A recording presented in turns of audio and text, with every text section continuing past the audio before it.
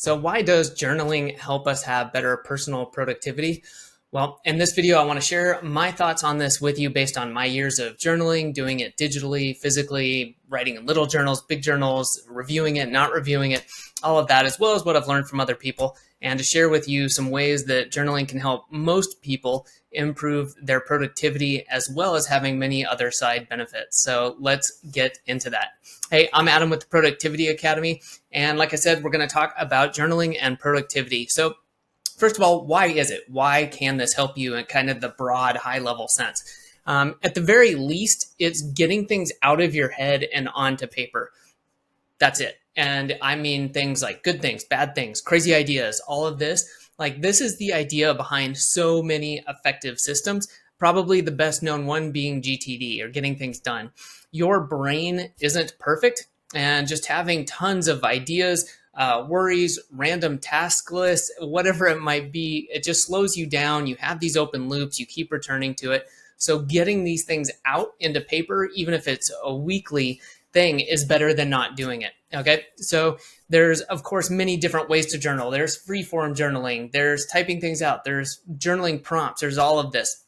I'm not going to go into specifics right now on that, but I will shortly tell you how you can get started. I just want you to have this understanding of why this works so well and why so many people talk so highly about journaling in one way, shape, or form. What I will say is I'm not going to tell you like you've got to bullet journal and that's the only way that journaling is going to help you. No, of course not. This is like so many other things. It's getting started and trying and then adjusting over time. I use both journaling prompts and just kind of some open writing where I'm talking about maybe what I'm going to do for the day, what's important, things like that. And the questions I ask myself have changed over time. Right now, it's 3 questions. It used to be, I think it was 5, and kind of a number scale rating, like how do I feel today?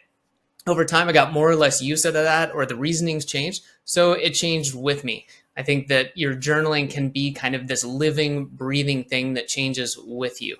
And then going beyond the basics, when you incorporate this journaling, again, even if it's just free form brain dump journaling, but you incorporate it into some sort of regular review, like a weekly review, monthly, quarterly, you're really improving your odds of seeing patterns and ways to make productive changes, right? You won't be relying on some imperfect memory or what do I think I could improve. You're going to start to see this stuff. And I said, even free form journaling, you'll see that. But I think also if you have some structure to this, it can be really helpful. That may be asking yourself what's going well and why, or what isn't going well and why, and incorporating that over time and reviewing and saying, hey, every week I'm noticing, I'm having some issues with meeting deadlines, or I'm having problems with, a particular client. You'll start to see this stuff. And a lot of times you may already be feeling it, but you're not consciously thinking about it. That's the power right there when you start incorporating these regular reviews with your journaling and kind of seeing what is happening. So I want to move into how you can get started with this a little bit. This is a very basic way to do this, but start simple. If you're not journaling at all, don't take on some crazy thing where you're telling yourself you're going to write, 4 pages and you're going to answer 20 questions every single morning at 5 a.m. Start simple. Use what you think you'll like best. Do some Googling around, find some journaling prompts, and don't be afraid to change it. Like I said, this could be kind of a living, breathing thing. I think that digital has a lot of advantages, such as it's easy to copy and paste. It can be easier to review, and you don't have to worry about handwriting.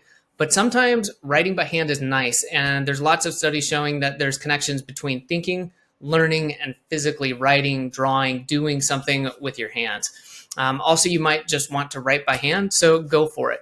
And if you do that, you can digitize easier than ever now. You can use ChatGPT to do that. There's a lot of tools out there that do it. I would just say do whatever feels best to you. If you're looking for digital products, there's a lot out there. I mean, I use Roam Research. You could certainly use one of many other of these kind of note-taking tools that will work well. I've also used Google Forms to keep track of this and make it nice in a spreadsheet for when I want to do a review. There's tons of tools. Could be a Google Doc, but make it easy and easy to access. Is it something you do on your phone? Is it something you do on your computer? Do you do it at your desk on a notebook? Make sure you have this stuff kind of arranged and make it easy on yourself.